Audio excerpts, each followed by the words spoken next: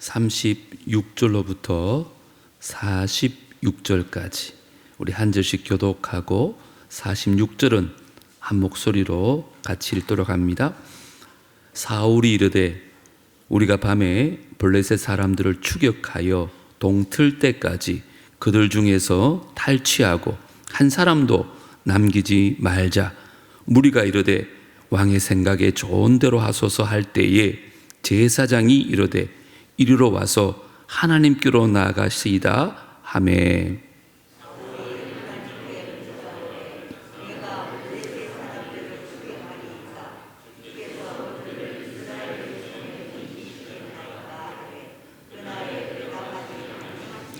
사울이 이르되 너희 군대의 지휘관들아 다 이리로 오라.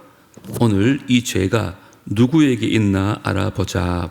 이스라엘을 구원하신 여호와께서 살아계심을 두고 맹세하노니 내 아들 요나단에게 있다 할지라도 반드시 죽으리라 하되 모든 백성 중 한 사람도 대답하지 아니하니. 이에 그가 온 이스라엘에게 이르되 너희는 저쪽에 있으라. 나와 내 아들 요나단은 이쪽에 있으리라. 백성이 사울에게 말하되 왕의 생각에 좋은 대로 하소서 하니라. 이에 사울이 이스라엘의 하나님 여호와께 아뢰되 원하건대 실상을 보이소서 하였더니 요나단과 사울이 뽑히고 백성은 면한지라.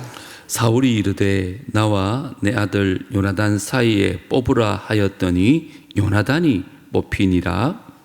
사울이 요나단에게 이르되 내가 행한 것을 내게 말하라. 요나단이 말하여 이르되 내가 다만 내 손에 가진 지팡이 끝으로 꿀을 조금 맛보았을 뿐이오나 내가 죽을 수밖에 없나이다. 사울이 이르되 요나단아 내가 반드시 죽으리라. 그렇지 않으면 하나님이 내게 벌을 내리시고 또 내리시기를 원하노라 하니. 백성이 사울에게 말하되 이스라엘의 이 큰 구원을 이룬 요나단이 죽겠나이까.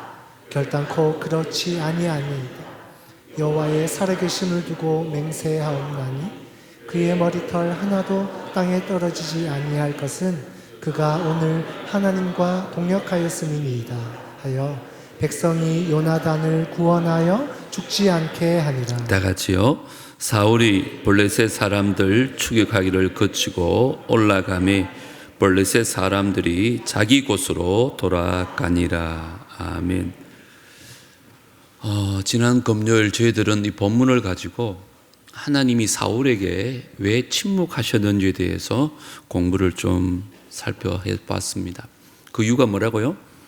사울이 하나님 말씀을 듣지 않고 자기 마음대로 살았기 때문이라고 말씀드렸습니다. 그렇습니다. 내 마음대로 살려고 할 때 하나님은 침묵하십니다.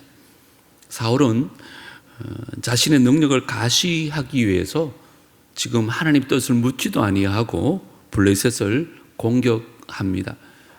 그때 블레셋이 많은 군대를 데리고 이스라엘을 다시 공격해 옵니다. 이걸 보고 겁을 먹은 사울은 기브아로 도망가서 숨어 떨고 있었습니다. 그리고 이스라엘 군사들도 다 흩어져서 도망을 가버립니다. 이런 상황에서 사울의 아들 요나단은 하나님을 의지하여 병사 한 명만 데리고 블레셋 진영에 돌진합니다. 하나님께서 그의 믿음을 어여삐 여기시고 기이 여기서 큰 지진으로 블레셋 진영을 흔드셨습니다. 그리고 블레셋 군인들이 서로 찌르며 멸망하도록 하나님께서 그 전쟁을 승리케 하십니다. 문제는 숨어서 이것을 지켜보던 사울이 요나단의 전쟁이 승리로 마무리되어 가자 자기는 전쟁에서 내세울 공이 하나도 없었던 거예요. 그래서 왕이 겁에 질려 숨어 있었다는 사람들의 손가락질을 받을 게 두려워가지고 이제 내가 좀 나서야겠다. 그런 마음에 이 전쟁이 끝날 때까지 아무것도 먹지 말라는 금식 명령을 내립니다. 아무 것이라도 입에 대는 자는 저주를 받을 것이다. 엄포를 놓았습니다. 그런데 명령을 듣지 못하고 이미 싸움터에 나가 있던 요나단은 그 수풀에 있던 꿀을 조금 맛보합니다. 그리고 이스라엘 백성들은 너무 배가 고프니까 짐승을 산채로 먹는 율법을 범하는 죄악을 저지릅니다.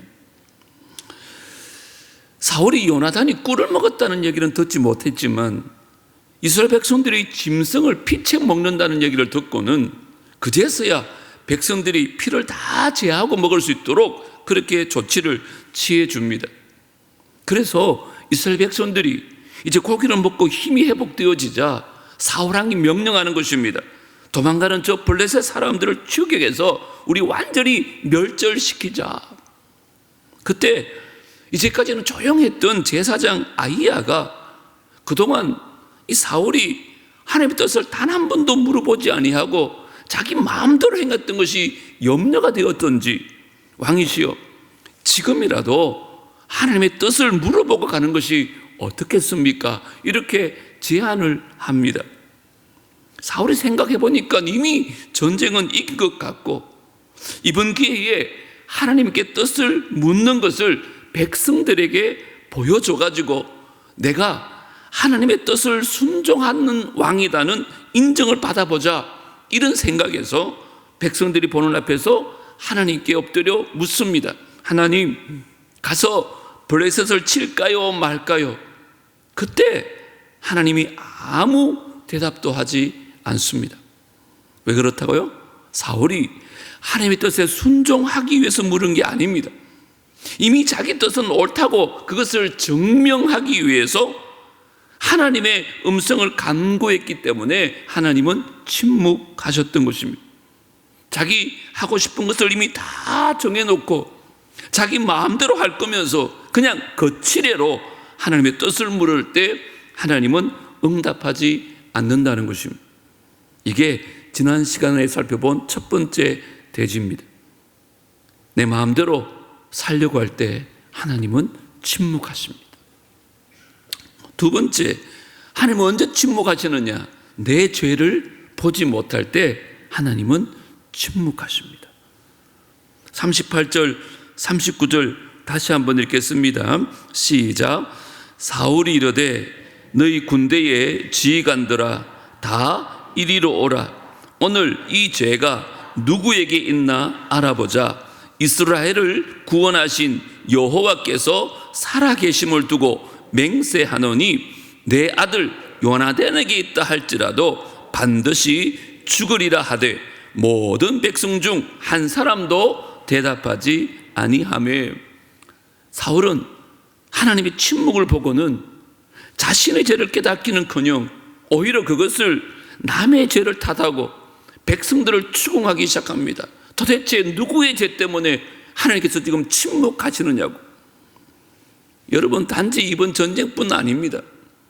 블레셋이 처음 쳐들어왔을 때 어떻게 합니까? 자기가 제사장도 아니면서 하나님의 법도를 무시하고 자기 마음대로 번제를 드립니다. 하나님 앞에 범죄를 한 것이죠. 이러한 사울의 죄 때문에 하나님이 침묵하신 것인데 사울은 자기의 죄를 깨닫지 못합니다. 하나님이 침묵하는 이유가 뭘까? 침묵을 야기시킨 자가 누구냐? 그게 비록 내 아들 요나단일지라도 그는 죽음을 면치 못하더라. 남들에게 지금 손가락질을 하는 엉뚱한 맹세를 지금 하고 있는 것입니다. 이처럼 하나님 뜻과는 상관없이 자기 뜻대로 행하는 사람들은 자기에게 불리한 일이 생길 때 자기 죄를 인정하지 아니하고 주 안에서 한 형제 자매된 그 다른 사람들을 탓하면서 오히려 그들을 정죄하고 미워하는 행동을 하게 된다는 것입니다. 저와 여러분은 어떻습니까? 내가 예상치 못한 일이 딱 닥쳤을 때 하나님, 제가 주님 앞에 어떤 잘못을 했습니까? 내가 실수한 것이 무엇입니까? 먼저 나 자신을 돌아보며 회개하는 삶을 살고 계십니까?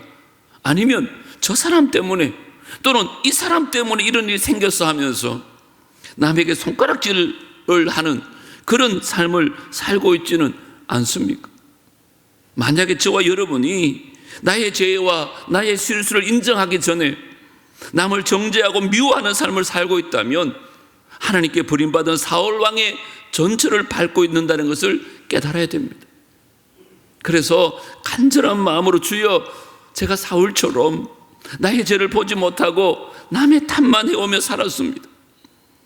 저를 불쌍히 여겨주시고 저를 용서하여 주옵소서 회개하는 이 밤이 되어지기를 주님으로 축복합니다. 그런데 사울과 대조적으로 하나님 뜻대로 순종해서 이스라엘을 살린 요나단은요, 비슷한 상황인데 어떻게 반응했는지를 한번 살펴보려고 합니다. 사울이 이제 죄인을 잡기 위해서 제비를 뽑기 시작하는데 어떤 일이 일어났는지 40절, 41절을 먼저 제가 읽겠습니다. 이에 그가 온 이스라엘에게 이르되 너희는 저쪽에 있으라. 나와 내 아들은 요나단은 이쪽에 있으리라. 백성이 사울에게 말하되 왕의 생각에 좋은 대로 하소서 하니라. 이에 사울이 이스라엘의 하나님 여호와께 아뢰되 원하건대 실상을 보이소서 하였더니 어떻게 됐어요? 요나단과 사울이 뽑히고 백성은 면한지라. 사울과 요나단은 이쪽에 섰고요, 나머지 백성들은 저쪽에 다 선체로 제비를 뽑는 거예요. 그런데 제비를 뽑았는데 이스라엘 백성들이 뽑힌 게 아니라 이쪽에 있는 사울과 요나단이 하나님의 침묵을 야기시킨 죄인으로 뽑혔다는 거예요. 자, 여러분 물어보겠습니다. 이쯤 되면 사울은 어떻게 해야 될까요? 자기 잘못을 회개하고 하나님 앞에 돌아와야 되는 거 아닌가요? 근데 사울은 죽어도 자신의 죄는 인정하지 않아요. 그리고는 이제 자기와 자기 아들 사이에 죄인을 가리도록 끝까지 제비 뽑기를 진행시킵니다. 여러분 생각에 누가 뽑힐 것 같아요? 자, 궁금하면 42절, 43절 읽겠습니다. 시작.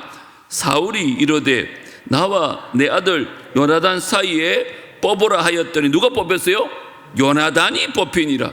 사울이 요나단에게 이르되 네가 행한 것을 내게 말하라. 요나단이 말하여 이르되 내가 다만 내 손에 가진 지팡이 끝으로 꿀을 조금 맛보았을 뿐이오나 뭐예요? 내가 죽을 수밖에 없나이다. 사울과 이 요나단 사이에 사울이 뽑히지 않고 왜 요나단이 뽑혔는지 저는 이해할 수가 없더라고요. 여러분, 제가 있다면 율법을 무시하고 주제넘게 자기가 제사를 드렸던 사울이 죄인이 아닙니까? 또 하나님께 여쭙지도 않고 무리하게 블레셋을 공격해서 지금 이스라엘을 멸망 직전까지 몰고 간 그게 사울의 죄지 왜 요나단이 죄인입니까? 만약에 요나단이 사울의 명령을 무시하고 꿀을 먹은 죄로 지금 뽑혔다면 요나단은 그것을 알지도 못하고 한 일이잖아요. 그리고 나머지 이스라엘 백성들은요, 왕의 명령을 다 알면서도 동물을 피채 먹어버립니다. 이건 엄연히 율법에 어긋나는 큰 죄악이거든요. 그럼에도 불구하고 이 사울이나 이스라엘 백성들이 뽑히지 않고 요나단이 죄인으로 뽑혔다는 거예요. 제가 주석을 한번 찾아봤는데 여기에 대해서 분명하게 설명하는 사람이 없더라고요. 그래서 제가 추측을 해보는 거예요. 하나님께서 사울이 자기의 사랑하는 아들이 뽑히는 걸 보고 좀 충격을 받아가지고 그때 자기의 죄를 좀 인하여서 자신의 아들이 죽게 된 것을 바라보고 자기 죄를 깨닫고 회개하도록 기회를 주신 게 아닌가, 저는 그렇게 한번 추측을 해보는 거예요. 왜 우리가 자식이 아프면 부모가 그런 생각 하잖아요. 아, 내 때문에 그런가. 그런데 사울은요, 이때도 돌이키지 않고 오히려 요나단을 정말 죽이려고 합니다. 무슨 이런 아버지가 있습니까? 그런데 반대로요, 요나단은 이 상황에서 어떻게 반응했는가 하면 오늘 나 때문에 이스라엘이 승리하게 되었는데 왜 내가 죽어야 됩니까? 그렇게 큰 소리 치지 않아요. 나는 아버지의 명령을 듣지 못해서 이런 일을 했는데 왜 나를 억울하게 죽이려 합니까? 이렇게 변명하지도 않아요. 그가 뭐라 그래요? 내가 다만 내 손에 가진 지팡이 끝으로 꿀을 조금 맛보았을 뿐이오나 뭐라고요? 내가 죽을 수밖에 없나이다. 이렇게 겸손하게 대답을 합니다. 자기는 지금 아버지를 살리기 위해서 목숨을 걸고 싸웠는데 아버지는 자기를 죽이기 위해서 안달이 난 모습을 보면서 요나단의 마음이 얼마나 아팠겠어요. 얼마나 억울하고 얼마나 할 말이 많았겠어요. 그런데도 요나단은요, 자기의 잘못을 인정하고 죽음을 달게 받겠다는 겸손한 태도를 우리에게 보여주고 있습니다. 마치 인류의 죄를 짊어지고 그 십자가에서 말없이 못 박혀 죽으신 예수님을 상기시키는 그런 장면이라고 생각할 수도 있습니다. 자, 여기서 한번 묻고 싶습니다. 저와 여러분은 이 사울과 요나단 중에 어떤 사람을 더 많이 닮았다는 생각이 드십니까? 나의 죄를 인정하지 아니하고 모든 것을 남의 탓으로 돌리는 이 사울을 더 닮았다고 생각합니까? 아니면 이런저런 핑계 다 대지 아니하고 그저 나의 잘못을 인정할 뿐만 아니라 남의 죄까지 끌어안는 요나단을 더 닮으셨다고 생각합니까? 저도 가만히 돌아보면 요나단보다는 사울을 훨씬 더 많이 닮은 것 같아요. 그래서 이 말씀 앞에 저를 다시 한번 돌아보게 되었어요. 사랑하는 성도 여러분, 하나님께서 요나단을 사랑하시고 그를 귀하게 사용하신 이유가 뭘까요? 그가 사울보다 더 용맹스럽고 지혜롭기 때문에 아닙니다, 여러분. 저는 그렇게 생각하지 않아요. 그가 하나님과 사람들 앞에서 정직하게 자기 잘못을 시인하고 정말 겸손한 마음을 가지고 있었기 때문에 하나님께서는 그를 사용하신 것입니다. 우리는 남을 정죄하는 데 너무 바쁘잖아요. 그래서 내가 한 손가락으로 사람을 남을 가리킬 때 나머지 세 손가락은 누구를 가리킨다고요? 자기를 가리키는 거예요. 그래서 이건 조금 과장되긴 하지만 어떤 목사님이 이런 말 하더라고요. 내가 남에게 손가락질 할 때 성부와 성자와 성령 하나님에서 네 꼬라지를 나를 했어요. 네가 무슨 그럴 자격이 있냐고 그렇게 말씀하는 게 이거래요. 여러분, 하나님은 자기의 죄를 겸손히 시인하고 회개하는 자에게 은혜를 주실 줄 믿습니다.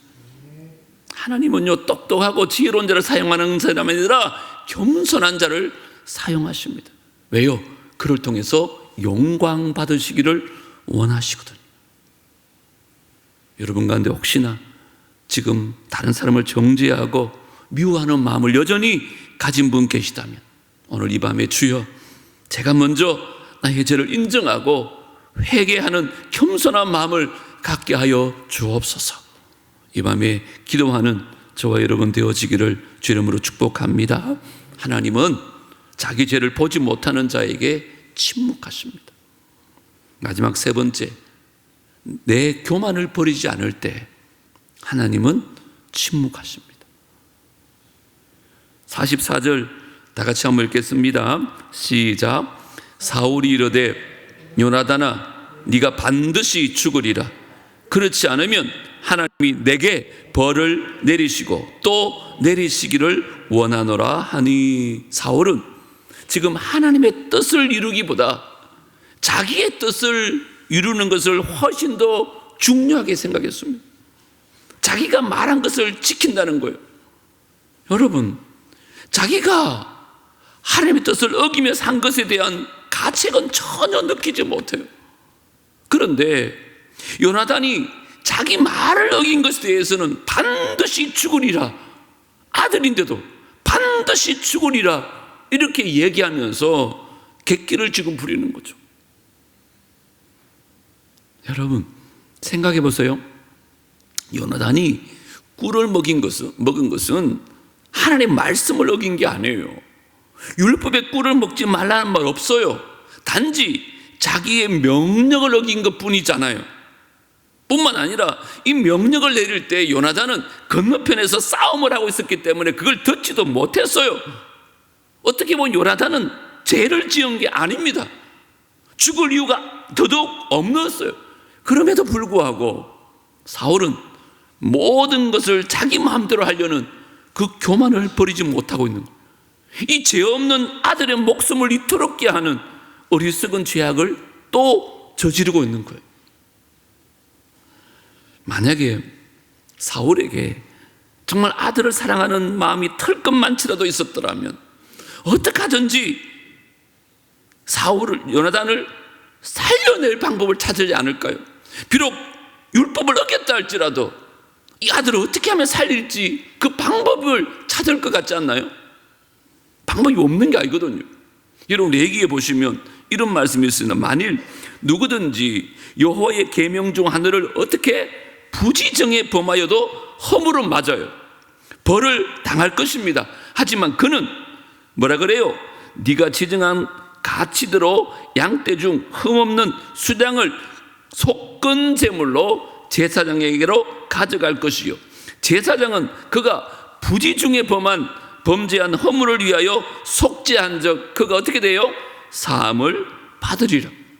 비록 율법을 어겼다 할지라도 속건제를 드리면 그 허물이 사함을 받을 수 있어요. 이게 율법의 정신이에요. 율법의 정신은 사랑입니다. 근데 그 율법의 정신인 사랑을 놓침으로 말미암아 정의만 공의만 내세우겠다는 거예요. 그것도 자기 생각, 자기 뜻을 나타내기 위해서, 심지어 자기 아들뿐만 아니라 이스라엘의 희망이요 하나님의 일꾼인 요나단을 지금 죽이려는 거예요. 혹시 저나 여러분 마음속에 사울이 요나단에게 했던 것처럼 내가 반드시 죽여야 할 것이다, 이런 미움과 저주를 품고 있는 사람이 있다면 오늘 이 밤에 하나님 앞에 다 쏟아 놓으시기 바랍니다. 그리고 그 사람을 용서하고 사랑하는 마음을 가지고 겸손하게 형제 자매들과 함께 주님을 섬기는 여러분 되어지기를 주의 이름으로 축복합니다. 우리가 요나단처럼 겸손한 마음을 가지고 내 잘못이 아닌데도 불구하고 나는 죽음 마땅합니다, 이러한 삶을 살 때 세상은 뭐라 그럴까요? 그러면 너는 바보라 그래요. 그래 살면 손해볼 거라 그래요. 과연 그럴까요? 절대 그렇지 않습니다. 성경은 그렇게 말하지 않아요. 하나님께서 살아계시기 때문에 반드시 그를 구원해 주실 줄 믿습니다. 기적의 삶을 체험하게 하는 거예요. 하나님께서 겉옷을 달라면 속옷을 주래요. 오른뺨을 때리면 왼뺨을 내밀으래요. 오리를 가자면 십리를 가래요. 그런 바보가 어디 있습니까? 그런데 절대 하나님께서는 손해보게 하지 않아요. 요나단이 사울의 죄까지 다 뒤집어 쓰고는 내가 죽어 마땅합니다 그렇게 얘기했어요. 자, 어떻게 됐을까요? 죽었을까요? 아니요.